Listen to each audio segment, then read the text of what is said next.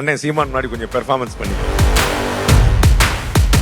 இன்னும் யார் யார் பட்சியில சீட்டுகளே வந்து அறிவிக்க முடியல. அண்ணன் வேட்பாளரை அறிவிச்சுட்டு அடுத்த களத்து கிளம்பிட்டாரு. அதனால எந்த பிரச்சனை அவருடைய நேரம். ஒரு நபரை பார்த்து நீங்கள் தமிழ் கற்றுக்கொள்ள வேண்டும், பேச கற்றுக்கொள்ள வேண்டும் என்று சொன்னால் அதற்கு ஒற்றை உதாரணமாக அண்ணன் சீமான் இருக்காங்க பாக்குறோம். அண்ணன் திடீர்னு ராத்திரி 2 மணிக்கு போன் பண்ணுவாரு. என்னடா பண்ணிட்டு இருக்க அப்படிம்பாரு. அண்ணன் 2 மணிக்கு என்னனே பண்ணிட்டு இருப்பாங்க, தூங்கிட்டு இருக்கேன். எப்படா உனக்கு தூக்கம் வருது அப்படிம்பாரு.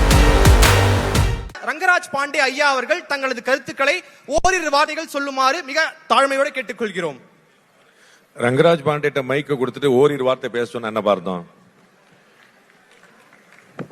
அண்ணன் சீமான் முன்னாடி கொஞ்சம் பெர்ஃபார்மன்ஸ் பண்ணிக்கலாம். ரொம்ப அற்புதமான நிகழ்வு, ரொம்ப ஆச்சரியமான முயற்சி.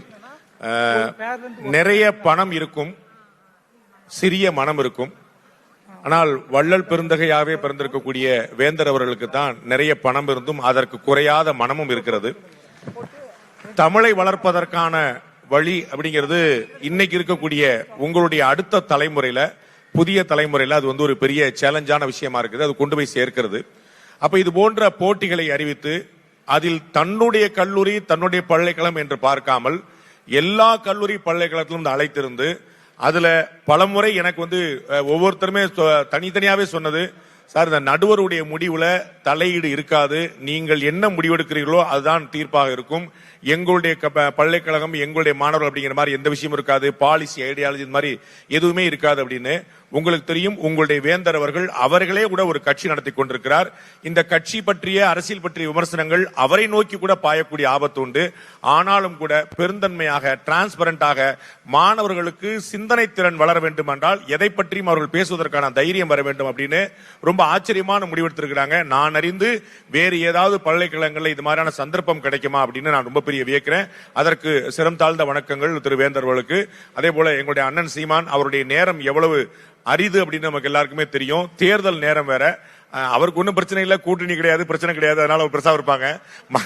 மற்றவங்க எல்லாம் சீட்டுக்காகவும் அதுக்காகவும் போட்டு ரைட் விடிய விடிய விடிய கூட்டணி பேசி சாயந்தரம் எவ்வளவு காலில் எவ்வளவுன்னு ரேட்டிங் மாதிரி ஏறிட்டே, டிஆர்பி ரேட்டிங் மாதிரி ஏறிட்டே போகும்போது அண்ணன் அதை பத்திலாம் கிடையாது. நான் வேட்பாளரை அறிவிச்சுட்டு இன்னும் யார் யார் பட்சியில சீட்டுகளே வந்து அறிவிக்க முடியல. அண்ணன் வேட்பாளரை அறிவிச்சுட்டு அடுத்த களத்து கிளம்பிட்டாரு. அதனால எந்த பிரச்சனை அவருடைய நேரம். அண்டு தமிழாய்ந்து நீங்க வந்து இன்னைக்கு இருக்கக்கூடிய அரசியல்ல ஒரு நபரை பார்த்து நீங்கள் தமிழ் கற்றுக்கொள்ள வேண்டும், பேச கற்றுக்கொள்ள வேண்டும் என்று சொன்னால் அதற்கு ஒற்றை உதாரணமாக அண்ணன் சீமான் இருக்காங்க பாக்குறோம். தமிழ்ல வந்து தடுமாறாம சிந்தனை திறனோட 24 நான் வந்து பலமுறை சொல்லியிருக்கிறேன். அண்ணன் திடீர்னு ராத்திரி 2 மணிக்கு போன் பண்ணுவாரு. என்னடா பண்ணிட்டு இருக்க அப்படிம்பாரு. அண்ணே 2 மணிக்கு என்னனே பண்ணிட்டு இருப்பாங்க, தூங்கிட்டு இருக்கேன். எப்படா உனக்கு தூக்கம் வருது அப்படிம்பாரு. தூங்கிட்டு தூங்கிடுவேன் அப்படிமே. அந்த புஸ்தகத்தை படிச்சியா, இந்த புஸ்தகத்தை படிச்சியா அப்படின்னு அண்ணன் கேட்கக்கூடிய கேள்விகள் அவ்வளவு ஆச்சரியமா இருக்கும். அரசியல்வாதிகள் படிப்பதே இல்லை, படிப்புக்கும் அரசியலுக்கும் சம்பந்தமே இல்லை. அதுதான் இன்னைக்கு நிதர்சனமான உண்மையா இருக்கு. அப்படிப்பட்ட அரசியல்வாதிகள் மத்தியில தினந்தோறும் படித்து படித்து அதை மக்கள்கிட்ட கொண்டு போய் சேர்த்து உணர்ச்சி மயமாக இருக்கக்கூடிய அரசியல்ல அறிவுமயமாக மாற்றியா கொண்டு இருக்கக்கூடியவராக அண்ணன் சீமான் இருக்கிறார். அவர்கள் இருவரும் இருக்கக்கூடிய அவையில ரொம்ப ஆச்சரியமா பேசினாங்க. அந்த 10 பிள்ளைகளும் ரொம்ப ரொம்ப வியப்பா இருந்தது. ஏன்னா உங்களுக்கு தெரியும், தலைப்பு வந்து சில நிமிடங்களுக்கு முன்னால் தான் கொடுக்கப்பட்டது. உடனடியாக அந்த தலைப்பை புரிந்து உணர்ந்து முடிந்த அளவு தமிழில் பேசி அதற்கான வாத பிரதிவாதங்களை வைத்து திடீரென்று கேட்கப்படும் கேள்விகளுக்கு பதில் சொல்லி, இது வந்து ரொம்ப ஒரு காம்ப்ளிகேட்டான ஒரு விஷயம். அது வந்து ஒரு சிந்தனை தெளிவு இருந்தால் மட்டும்தான், புத்தியில கூர்மை இருந்தால் மட்டும்தான் அது வந்து சாத்தியமாகும். அப்படி எல்லாருக்குமே சாத்தியமாகாத விஷயம். அது வந்து இத்தனை ஆயிரக்கணக்கான, இன்னும் உங்களுக்கு தெரியல, எல்லாருக்குமே தெரிஞ்சிருக்கும், இந்த ஸ்டேஜ் ஃபியர் அப்படின்னு சொல்லி சொல்லுவாங்க. இந்த மேடை முன்னாடி வந்தாலே ஒரு கைகால் நடக்கும் அப்படிங்கிறது. ஆனா இந்த பிள்ளைகள் எல்லாமே எந்த தயக்கம் இல்லாமல் 10க்கு 10 முத்தாக இருந்தன. அத்தனை பேருமே ரொம்ப அற்புதமாக பேசினாங்க. கொஞ்சம் கூட சோட போகாம தயங்காம பேசினாங்க. அத்தனை பேருக்குமே வாழ்த்துக்கள். ஐயா அறிவித்திருக்கக்கூடிய பரிசு தொகை ரொம்ப ஆச்சரியமானது. நான் வந்து இந்த பரிசு தொகைக்காக திரும்ப இந்த போட்டிக்கு வந்துடலாமாங்கிற அளவுக்கு பார்த்தேன். அந்த அளவுக்கு வந்து ஒரு ஈர்க்கக்கூடிய ஒரு பரிசு தொகை அறிவித்திருக்காரு. அது ரொம்ப முக்கியமான, தமிழ் வளர்ப்பதற்கு அத்தியாவசிய தேவையா இருக்கிறது. இந்த நிகழ்ச்சியை நடத்தி கொண்டிருக்கக்கூடிய பெருமக்கள் அத்தனை பேருக்கும், இதை பெருசா கோஆர்டினேட் பண்ண பல்கலைக்கழக நிர்வாகிகள் அத்தனை பேருக்கும், கலந்து கொண்ட மாணவ செல்வங்கள் பொறுமையாக உட்கார்ந்து பார்த்து விசிலடிக்கிறதெல்லாம் ஓரம் கட்டி வச்சுட்டு சரி நம்ம பேசுறாங்க பேசிட்டு போலாம் காத்திருந்த உங்கள் அத்தனை பேருக்கும் பாராட்டுகள், வாழ்த்துக்கள், நன்றி. திரு ரங்கராஜ் பாண்டே ஐயா அவர்களுக்கு மனமார்ந்த நன்றி. தற்போது நடுவர்கள் இருவருக்கும் சிறப்பு. ரங்கராஜ் பாண்டே ஐயா அவர்கள் தங்களது கருத்துக்களை ஓரிரு வார்த்தைகள் சொல்லுமாறு மிக தாழ்மையோடு கேட்டுக்கொள்கிறோம். ரங்கராஜ் பாண்டேட்ட மைக்க கொடுத்துட்டு ஓரிரு வார்த்தை பேச சொன்ன என்ன பார்த்தோம். அண்ணன் சீமான் முன்னாடி கொஞ்சம் பெர்ஃபார்மன்ஸ் பண்ணிக்கலாம். ரொம்ப அற்புதமான நிகழ்வு, ரொம்ப ஆச்சரியமான முயற்சி. நிறைய பணம் இருக்கும், சிறிய மனம் இருக்கும். ஆனால் வள்ளல் பெருந்தகையாவே பிறந்திருக்கக்கூடிய வேந்தர் அவர்களுக்கு தான் நிறைய பணம் இருந்தும் அதற்கு குறையாத மனமும் இருக்கிறது. தமிழை வளர்ப்பதற்கான வழி அப்படிங்கிறது இன்னைக்கு இருக்கக்கூடிய உங்களுடைய அடுத்த தலைமுறையில, புதிய தலைமுறையில அது ஒரு பெரிய சேலஞ்சான விஷயமா இருக்குது. அது கொண்டு போய் சேர்க்கிறது.